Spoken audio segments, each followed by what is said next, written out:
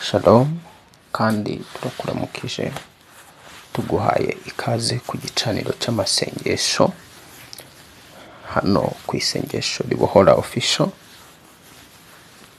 Ngwino tube mu bihe byiza byo gusenga, umuriro uhore waka ku gicaniro. Wowe wakoze subscribe uri uw'agaciro kandi uri uw'ingenzi. Imana iguha umugisha utagabanyije we tubana kuri iki gicaniro cy'amasengesho. Nawe umaze iminsi uza ukagenda, nawe uri uw'agaciro, ariko nawe ukande subscribe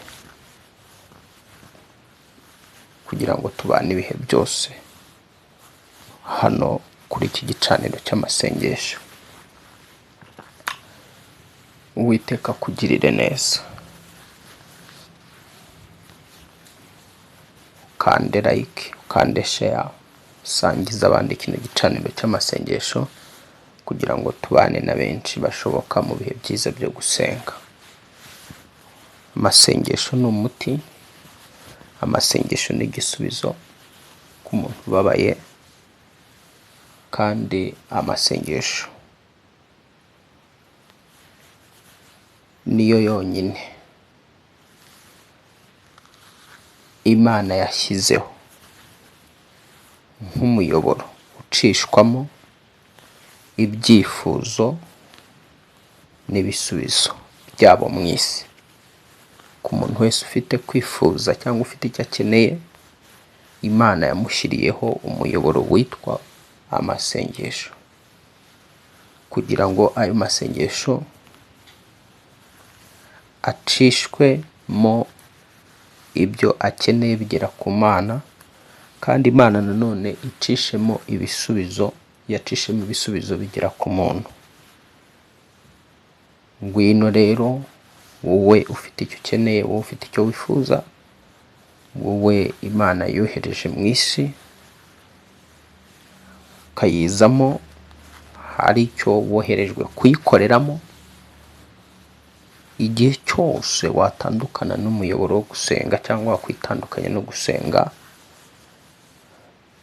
100% ushobora gusanga uri kunyuranya n'icyo waremewe cyangwa uri gukora ibyo ushaka atari ibyo Imana ishaka.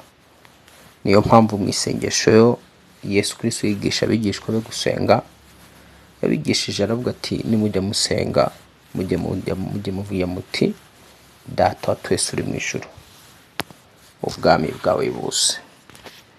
Ibyo ushaka ko bikorwa mu isi ari byo bikorwa no mu ijuru. Akomeza kwigisha iryo sengesho. Ni muri Matayo igice cyaho cya 6. Reka turebe iryo sengesho duse nkaho turivugaho gatoya, hanyuma nitumara kurivugaho gatoya twinjire mu bihe byiza byo gusenga hano ku gicaniro cy'amasengesho, isengesho ribohora. Nyuma yo gusomera ijambo turavuga icyo tugiye gusengera uyu munsi. Kijyanye n'ingabano zawe zimuwe, tongera gusaba kugira ngo ingabano zawe zagurwe. Icyo nicyo turi busengere, ariko reka tugaruke mu isengesho Yesu yigishije abigishwa be gusenga. Turivugaho gatoya muri Matayo igice cyaho cya 6, hanyuma tubone kwinjira mu mwanya mwiza wacu wo gusenga. Nimusenga, hano Yesu yigishaga abigishwa be gusenga.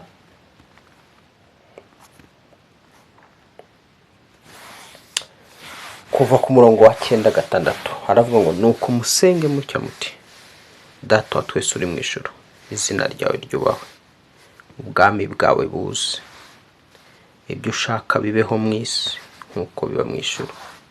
Mu yandi magambo hano wanavuga ngo ibyo ushaka ko biba kuri jye ari byo biba mu ijuru.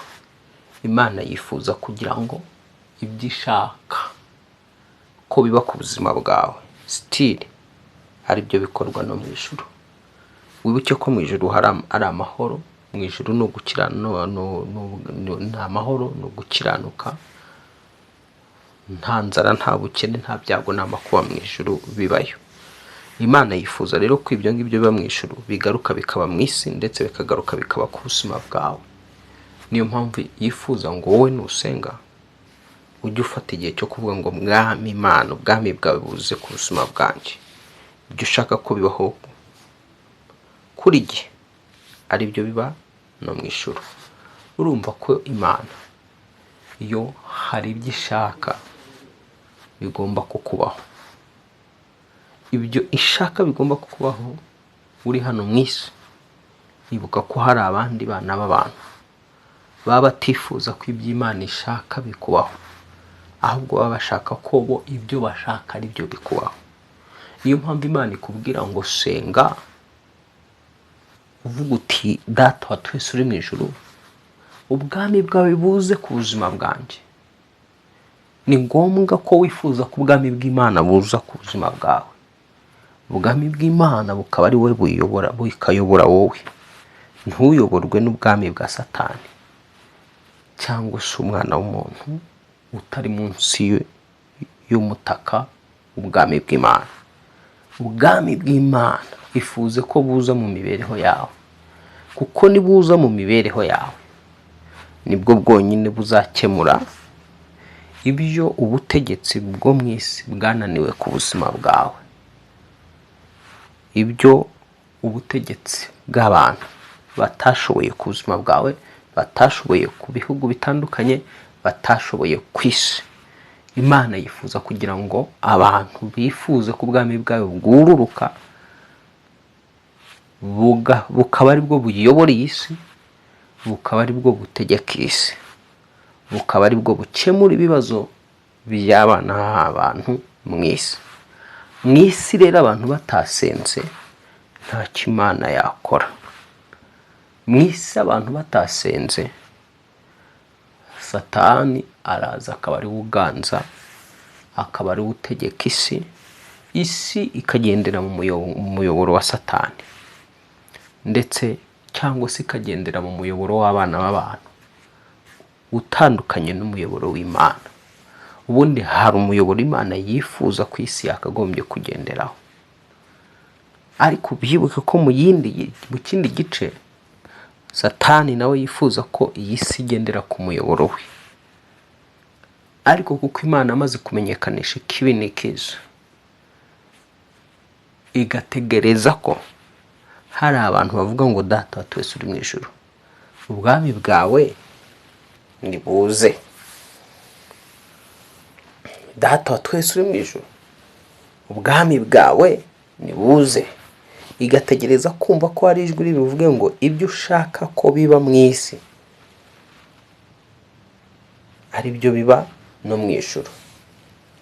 Imana yifuza ko hari isi, ntabwo Imana yifuriza ibibi, yifuriza ibyiza.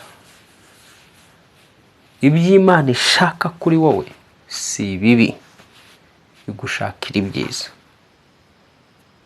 Ibitegereje rero kumva ijwi ryawe ry'umwimerere rivuga ngo Mana, ibyo ushaka ko biba kuri jye ari byo biba no mu ijuru. Ibitegereje kumva uvuga ngo Mana, mpa umugisha w'uyu munsi, nk'uko 11 bavuga ngo duhe ibyo kurya byacu by'uyu munsi. Reka tuve aho ngaho rero. Imana yifuza ko ubwami bwayo buza mu buzima bwawe, irabishaka. Ariko ntabwo ubwami bwayo butwaza igitugu ngo buze bukwiture hejuru by force, bugutwaza igitugu. Iyo ijya ubwami bwayo bujyana aho bukenewe.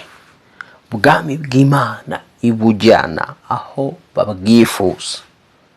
Niyo mpamvu ibiteza amatwi kugira ngo yumve koko wifuza ubwami bwayo. So tuje mu isengesho rero ry'uno munsi, ariko isengesho ry'uno munsi rijyanye n'ingabano. Iyo tuvuga ingabano ni iki? Reka dusome ijambo ry'Imana ngo kandi yaremye amahanga yose y'abantu bakomoka ku muntu umwe ibakwiza mu isi yose. Niyo yashyizeho ibihe by'imyaka ko bikuranwa uko yategetse, igabaniriza abantu ingabano z'aho batuye. Iri jambo riravuze ngo niyo yaremye amahanga yose y'abantu bakomotse ku muntu umwe ibakwiza mu isi yose. Ni nayo yashyizeho ibihe by'imyaka ko bikuranwa uko yategetse, igabaniriza abantu ingabano z'aho batuye. Imana iyo iremye umuntu cyangwa ubwoko cyangwa ishyanga, niyo igena gakondo y'ubwo bwoko uko bungana, ikagena ingabano y'izo gakondo y'ubwo bwoko cyangwa se ingabano z'umwana w'umuntu. Nivuga ngo uyu muntu azatangirira hano azasoreza. Nivuga ngo imyaka y'uyu muntu izaba 70 cyangwa 80, ubwo ingabano zawe zikaba z'imyaka yawe wategekewe kumara hano mu isi ari 80. Hakaba hari abandi ingabano z'imyaka yabo zaguka cyane ugasanga ibaye 90. Hakaba na bake usanga ingabano z'imyaka yabo zaragutse bikabijana n'utundi turengaho. Noneho aho ni mu gice cy'uburame. Imana ikongera ikavuga ngo ingabano z'uyu muntu ni imyaka 70. Igihe yakuremaga ikaba yarabigenze gutyo. Hakaba hari abandi bivuga ngo mu by'ubukungu uyazatangirira hano azasoreza. Ingabano y'uyu muntu mu gice cy'ubutunzi ntazarenga amafaranga ya naya, ntazarenga imitungo ingana gutya. Ingabano y'uyu nguyu azatunga amazu 3 cyangwa 1. Ingabano z'uyu mu by'ubutunzi azagarukira ku nkizi n'izi, agarukire ku mirimo ku masamba ya naya, agarukire ku bana bangaba kuri ibi n'ibi.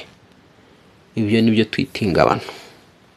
Nuvuga ingabano naho utangirira ni naho usoreza. Nuvuga ngo ari byo twita nanone mu Kinyarwanda imbibi. Isengesho ry'uno munsi tugiye gusengera ingabano cyangwa se imbibi z'ubuzima bwawe. None imbibi z'ubuzima bwawe, iz'Imana yagushyiriyeho nizo tugiye gusengera.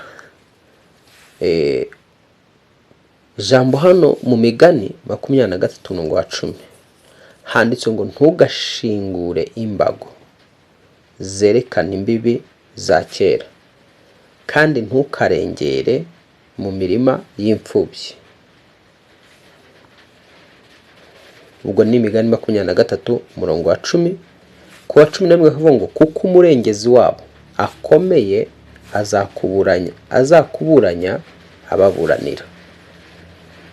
Urumva ko Imana ibuza gushingura imbago zerekana imbibi za kera, kandi ntukarengere mu mirima y'imfubyi. Nuvuga ngo rero hari umugabane wagenewe hano mu isi n'Imana ihoraho w'ubuzima ugomba gutangiriramo n'ubuzima ugomba gusorezamo. Ariko biratangaje ko hano rivuga ngo ntugashingure imbago. Bishatse kuvuga ko hari umuntu ushobora gushingura imbago z'ubuzima bwawe, akazishingura akazimura, akarengera, agafata mu kwawe, agafata ku buzima bwawe, agafata ku mibereho yawe. Ukabaho uri mu isi waranyazwe imibereho, waranyazwe ubuzima, bikozwe n'abantu bashinguye imbago zawe zibijyanye n'imibereho yawe, zibijyanye n'ubuzima bwawe. Isengesho tuje gusenga rero ni ugukumira abo bantu barenze imbibi zabo, baza mu mbibi zacu, bafata ubuzima bwacu, bafata imibereho yacu. Niryo sengesho tugiye gusenga. Turasengera rero muri iri jambo riri muri iyi migani, mu gice cyaho cya 23:10 yavuze ngo ntugashingure imbago zerekana imbibi za kera. Muri iri sengesho rero turaza kwereka, turabwira Imana tuti dora hari abashinguye imbago z'ubuzima bwacu, barengera imbibi zabo baza mu kwacu. Hari abashinguye imbago z'amagara yacu, hari abashinguye imbago zacu mu by'ubutunzi, hari abashinguye imbago zacu mu by'umuhamagaro.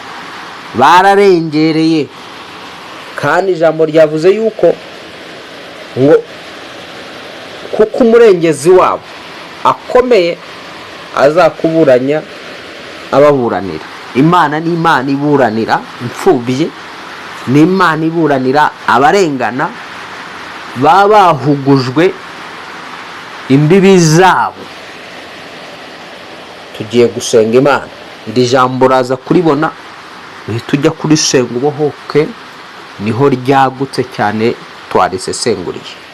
Ahangaha ku isengesho ribohora, cyo tugiye gukora ni ugusenga, nicyo kituzanye. Turi mu bihe byo gusenga, munsi wa 13 niba ntibeshye, wa 12, munsi wa 12 tuje gusenga dusaba Data twese kugira ngo yongere aburanira abantu bashinguriye imbago z'ubuzima bwabo, abimuriwe ingabano zabo zikimurwa. Imana yongere izagure mu izina rya Yesu. Mana y'icubahiro, Mana iganje mu ijuru no mu isi, Mana itangaje, Mana iteye ubwoba. Jambo ryawe ritweretse yuko ari wowe washyizeho ingabano z'amahanga n'ibihugu, n'ingabano zaho ishyanga ubwoko bugomba kugarukira. Niwe washyizeho ingabano zanjye bwite, aho ngomba gutangirira naho ngomba gusoreza.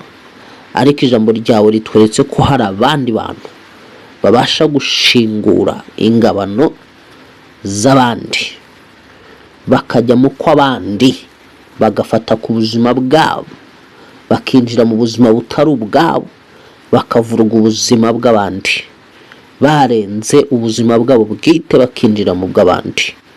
Aya masaha Uwiteka Imana Nyiringabo, abarengereye ingabano zabo bwite bakaza mu kwanje, bagashingura zimwe mu mbago mu by'ubutunzi, bagatwara ubutunzi bwanjye, abashinguye imbago zanjye Mwami ku bijyanye n'amagara, bagashaka kugabanya imyaka y'uburame bwanjye, abashinguye imbago mu by'ubuzima hano ku isi zo wanshingiye katika jina la Yesu Kristo, babikoresheje ubwibone, babikoresheje agasuzuguro, babikoresheje ubwirasi, babikoresheje ubugome, babikoresheje uburozi bwabo. Zina rya Yesu Kristo wabambwe agapfa akazuka, tondo cy'uno munsi w'uyu munsi, itariki nk'iyingiyi, uri Imana nzaniye ikirego cy'abana b'abantu bimuye ingabano zanjye mu by'ubutunzi, bohereza inyatsi, bohereza imikoshi, bohereza Mwami imyuka itandukanye kugira ngo bansaure, kugira ngo banyibe. Aba banyibye bose niwe wandikishije ngo ntukibe, none dore bashatse kwiba gakondo yanjye, ingabano zanjye. Uyu munsi wa none marayika w'Uwiteka abagenzi, marayika w'Uwiteka abahane, muriro w'Imana ubatwike, bahunge ingabano zanjye kwa jina la Yesu Kristo, bahunge ingabano zanjye kwa jina la Yesu Kristo. Bamwe bo mu muryango bakoze ibyo ngibyo, abo hanze y'umuryango bakoze ibyo, bashinguye ingabano zanjye bagamije kumuguza, guhuguza umugisha wanjye ndi hano mu isi, umugisha w'urugo, umugisha w'urubyaro, umugisha w'ubutunzi, umugisha mwami w'ingendo wanyandikiye ngomba gukorera mu isi, umugisha mwami wa bizinesi, umugisha w'agakiza, umugisha wo kugukorera, umugisha wari warangeneye hano mu isi w'ibyishimo, w'amahoro, w'iteka, w'ubworozi, w'imikorere. Buri migisha yose yagiye inyagwa kubw'ubugome n'umujinya w'abanzi banjye, ari wo Satani n'abagaragu be n'abakozi be, batigeze banyurwa n'ibyabo, bakifuza ibyanjye.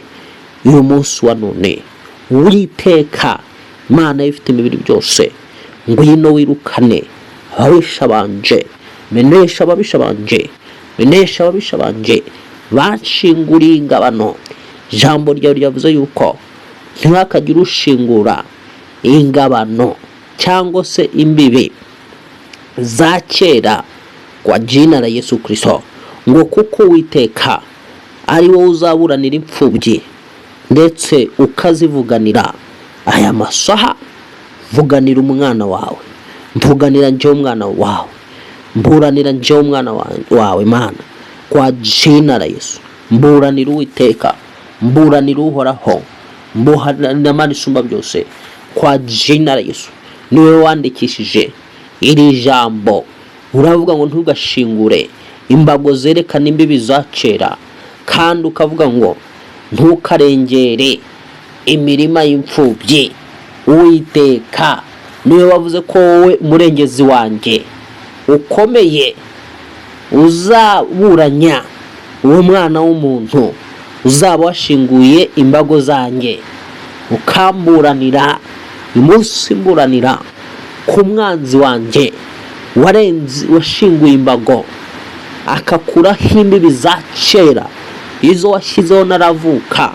Hari imbibi wanciriyeho naravuka, zina rya Yesu Kristo. Hari imbibi wanciriyeho nyiri mu bitekerezo byawe, maze kunjeza ku isura zishimangira.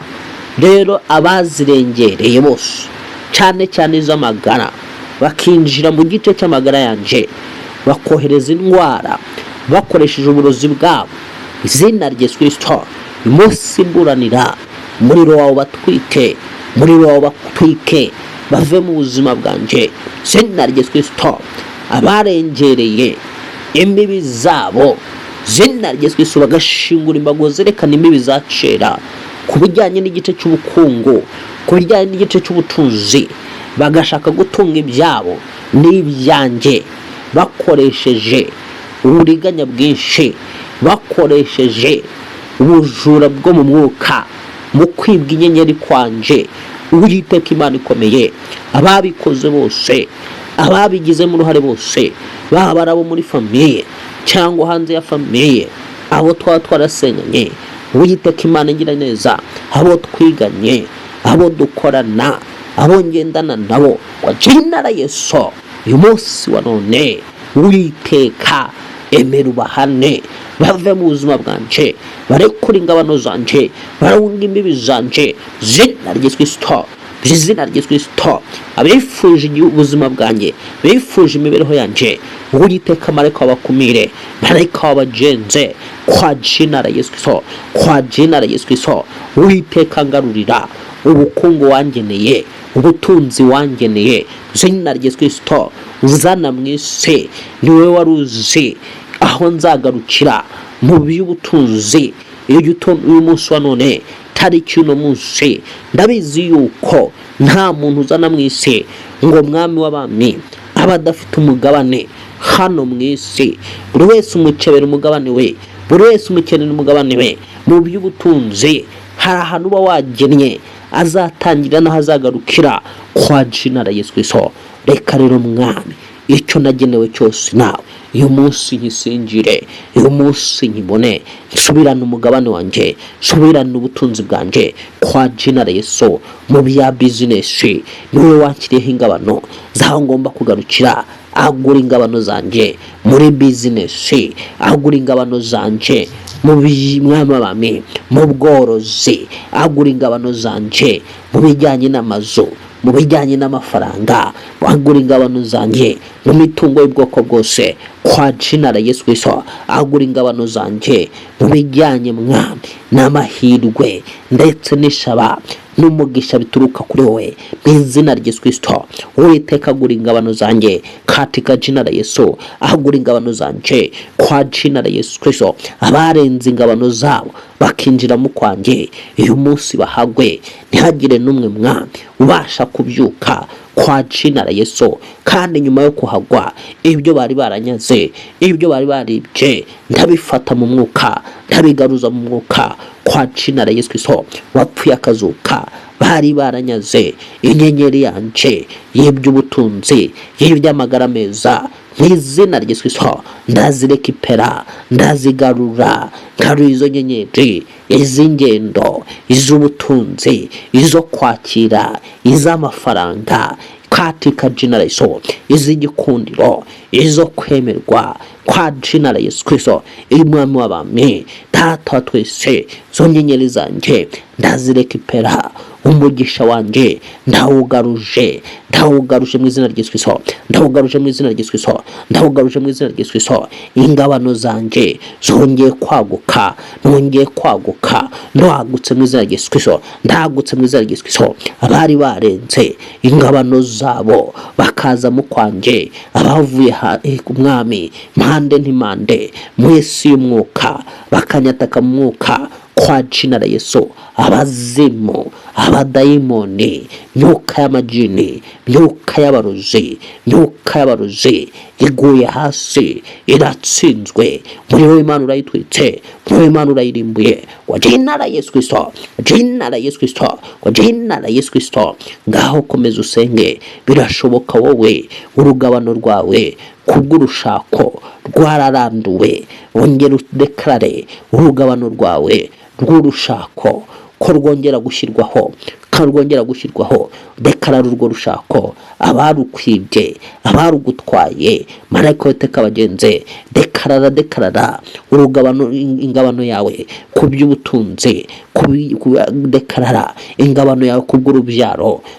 Senga, hamagara Uwiteka, hamagara Uhoraho. Ijambo ryavuze yuko Uwiteka aburanira imfubyi, akaburanya ababa barashinguye izo ngabano z'imfubyi. Ngaho dekarara tabaza Uwiteka, bwira Uwiteka kuburanire katika jina la Yesu. Bwira Imana Data tusikuburanire zo petese kiria holy ya patasakra baba leo boredeze kiria hara patasakra baba leo boredeze kiria ra patasakra baba leo boredeze kiria ra patasakra baba leo boredeze kiria katika jina la Yesu. Baba juu ya miungu yote, Baba mtakatifu watakatifu, Jehova Rafa, Mungu wa mkubwa, Mungu usiyebadilika, kwa jina la Yesu Kristo, tetea watu hawa, tetea mtu huyo, saidia mtu huyo katika jina la Yesu. Aliyesumbuliwa, Bwana mabwana, mipaka yake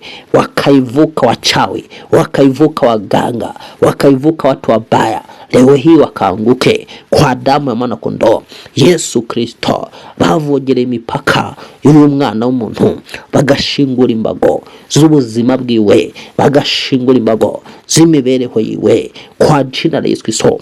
Bakamuhuguza, bakamutwara buri kimwe cyose kwa jina la Yesu. Aho yagombaga gutangira, aho yagombaga gusoreza, mwami w'abami, bimuye imbago zabo, binjira mu kwe, bahe mwami w'abami, binjira mu mbago z'amashuri yiwe, mwami w'abami, barayatubya, barayagabanya, bagabanyije mwami amafaranga ye, akazi ke, imikorere yiwe, barayononye, barayangije, kandi siko wari warabigeniye. Igice cy'umuryango we baracyononye, baracyangije, kandi siko wari warabigeniye. Igice cy'amagara ye baracyangije, baracyononye, kandi siko wari wabigennye. Uwiteka Imana igira neza, ndasengera uyu muntu, ngaho mutabare, ngaho mubuhatabare, muvuganire, mucire urumanza rukwiye, umugarurire gakondo yiwe, umugarurire ingabano yiwe, mugarurire gakondo ye,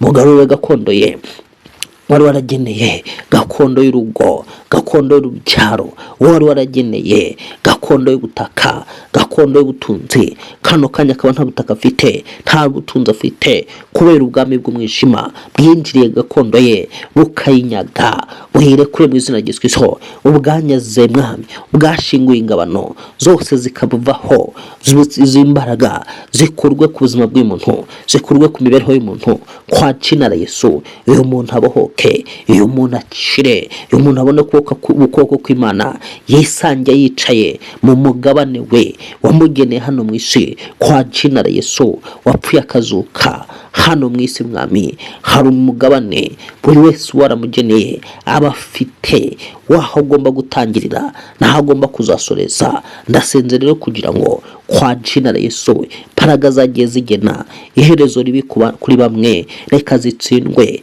Uyu muntu asoze neza, uyu muntu asoreza hagutse, uyu muntu asoreza hakomeye heza, kwa jina la Yesu. Ntasoze nabi, reka asoze neza, kwa jina la Yesu. Business uyu yatangiye isozwe mwami, igeze kure heza, kwa jina la Yesu. Mwami ibikorwa by'umuntu bigera ahantu heza, kwa jina la Yesu. Izi ngabano mwami zari zarashinguwe, wongere uzisubiza hazo katika jina la Yesu. Wongere uzisubiza hazo katika jina la Yesu. Wongere uzisubiza hazo katika jina la Yesu. Zopetesekiria kwa jina la Yesu.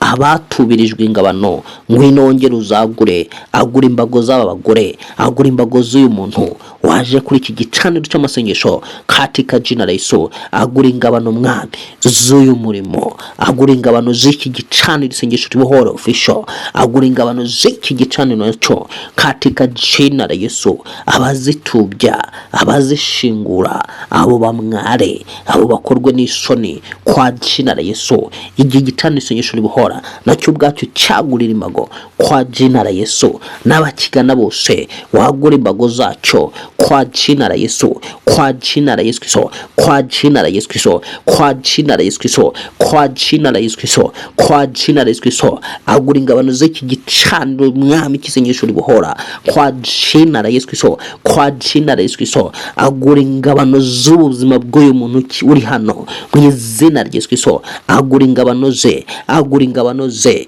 izatubijwe n'abagome, izatubijwe n'abarozi katika Yesu, izashingwe n'abapfumu, izashingwe n'abanyamashyari, izashingwe n'indyarya, izashinguwe katika jina la Yesu. N'ubugome bw'abarozi, n'ubugome bwa Satani, kwa jina la Yesu. Aba barozi kuko barengereye bakarenga imbibi z'ubuzima bwabo, bakaza mu mbibi z'ubuzima bw'uyu muntu, reka bahagwe mu izina rya Yesu, reka bahagwe mu izina rya Yesu, reka bahagwe mu izina rya Yesu. Kuko handitswe yuko bazadutera baciye mu nzira imwe, bakadunga baciye mu nzira zirindwi. Kuko handitswe yuko ahari bazaterana, uzaduteranira wese azagwa ari twazize. Reka waduteraniyeho, uwadukoraniyeho agwe uyu munsi, agwa azize twebwe, agwa azize twebwe. Handitswe yuko uzatanga ingabo nyinshi zigapfa ku bwacu. Reka ingabo zose zarenze imbibi zazo, zarenze imipaka yazo, zarenze mwami ingabano zazo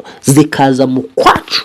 Izi ngabo zipfe zizengewe, zipfe zizuye umuntu, kwa jina la Yesu Kristo. Baramye abami babarozi barenze ingabano zabo bakaza mu zacu, batari twe bazize, kwa jina la Yesu Kristo, kwa jina la Yesu Kristo. Ni wowe wakatiye umurozi, uravuga ngo umurozi kaze ntakabure kwicwa. Ni wowe wavuze yuko umupfumu umurozi n'umushitsi kaze ntibakabure kwicwa, kandi urubanza rw'amaraso yabo rugomba kuba kuri bo. Ni kuri ijambo rya rivuga, kuko ari wowe waciriyeho iteka aba bakonikoni, aba barozi barenga ingabano zabo, barenga imbibi zabo, bakaza mu z'abandi baje kugirira n'abandi. Uyu munsi bagwe imbere y'umugore, bagwe imbere y'umugabo, bagwe imbere yanje kwa Trinara Yesu Kristo, kwa Trinara Yesu Kristo. Abari muri ingabano z'umurimo w'Imana reka bazire wowe Imana katika jina la Yesu, katika jina la Yesu, kuko twese mwami turi umurimo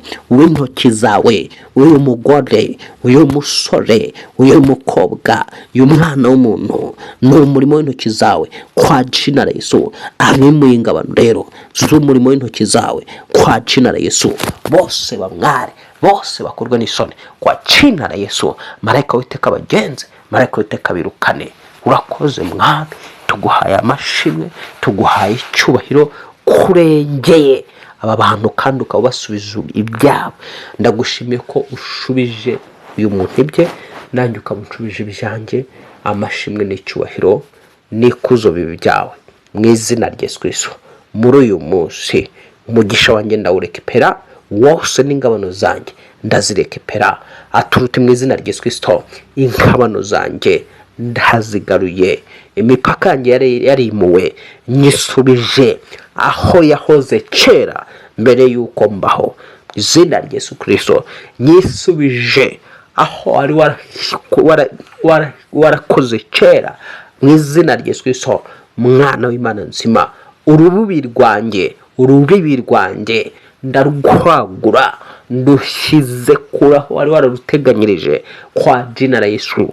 Urw'imyaka sinzapfira, ku myaka y'abarozi, ku myaka y'abantu, ku myaka Satani yapanze kwa jina la Yesu. Naguye urubibi rw'uburame bwanjye mu izina rya Yesu Kristo. Naguye urubibi mu by'ubutunzi mu izina rya Yesu Kristo. Naguye ingabano mu by'ingendo, mu by'amahirwe, mu by'umugisha mu izina rya Yesu Kristo.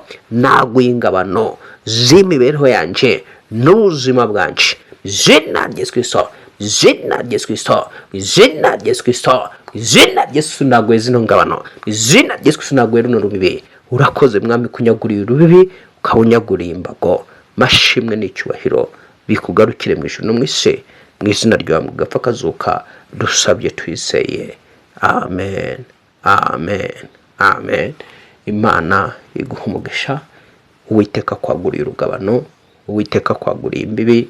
Hari abantu Imana yaguriye imbibi, hari abantu Imana isubije gakondo zabo, hari abantu Imana yongeye kwagura cyane.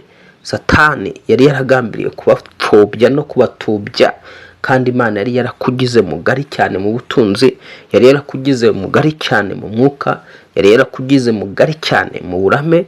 Satani arakwinjirira, ashingura imbago. Wabonaga urupfu rurimo ruragusatira, ariko aka kanya urupfu rwigijweyo. Hari abantu Imana ikuriyeho urupfu rwigijweyo. Wongeye gusubirana imyaka yo kurama Imana yari yakugendeye. Ntabwo wari waragenewe gupfira 20, ntabwo wagenewe gupfira 30, ntabwo wagenewe gupfira 40, ntabwo wagenewe gupfira 50, ntabwo wagenewe gupfira iyo myaka ufite. Wagenewe nibura imike, wagenewe no kuva kuri 80. Rero umunsi Uwiteka kwagura imbago z'uburame bwawe. Hari abandi Satani yaragiye gucenesha, yaragiye guteza amacamunara, yaragiye kugirira n'abantu, kuko yari yarimuye ingabano ku bijyanye n'iby'ubutunzi. Ndabona Uwiteka yaguye ingabano z'ubutunzi bwawe, yaguye ingabano z'imibereho yawe mu by'ubutunzi. Satani aratsinzwe. Uwo murozi wari wararengereye akarenga ingabano z'ubuzima bwe mu by'ubutunzi bwe, akinjira mu kwawe, mu mipaka yawe, arahaguye mu izina rya Yesu. Ndabona hari abaguye imbere y'umuntu, ndabona hari abakonikoni baguye imbere yawe, ndabona hari abarozi baguye imbere yawe, hari abapfumu baguye imbere yawe, hari abagizi ba nabi baguye imbere yawe. Kuko handitse yuko ahari bazaterana, ariko uza gukoraniraho wese azagwa ari wowe wazize. Hari abazize ubuzima bwawe, hari abazize imibereho yawe, hari abazize ingabano z'imfubyi bagiye bashingura. Zamurira amashimwe icyubahiro Imana yawe, wibwire ngo urakoze mwami, ko wongeye kumvuganira, wongeye kumburanira. Ijambo ryavuze ngo ntugashingure ingabano z'imbibi za kera ngo ndetse z'imfubyi, kuko Uwiteka ngo niwe uziburanira, azazivuganira, azaburanya ba bandi bashinguye za ngabano, hanyuma avuganire cyangwa aburanire nyiri gushingurirwa imbago. Hari imbago zawe Uwiteka kuvuga, yongeye kukuvuga, arakuvuganiye, yongeye kuzishyiraho yari yarazigennye kuva kera. Uwiteka guha umugisha, Uwiteka kugirire neza. Kanda subscribe, nicyo y'ingenzi ku buzima bwawe. Ujye ubana natwe mu bihe byiza byo gusenga, kuko iki ni igicaniro cy'amasengesho gihora buri munsi. Satani ntakuriganye, kuko ntaguteza ubwibone, ntaguteza ubugugu bwo kugenda wumvisha isengesho ukazananirwa ubutaha kugaruka kuri iki gicaniro. Uwiteka kugirire neza. Ngaho rero Imana ikugirire neza. Ni igicaniro cyagushyiriweho cy'amasengesho, ni igicaniro cyagushyiriweho cyo kugira ngo uburane gakondo yawe, cyo kugira ngo urwanire destiny yawe hano ku isengesho ribohora. Imana ikugirire neza, Imana iguha umugisha. Ushaka gushyigikira, ushaka gutanga ituro ryawe ry'isengesho uba usenze ushima Imana, cyangwa ufata umugisha w'igicaniro, nimero urayibona aho ngaho muri screen yawe. Uwiteka kugirire neza, mugire amahoro, ubuntu bw'Imana bubane namwe.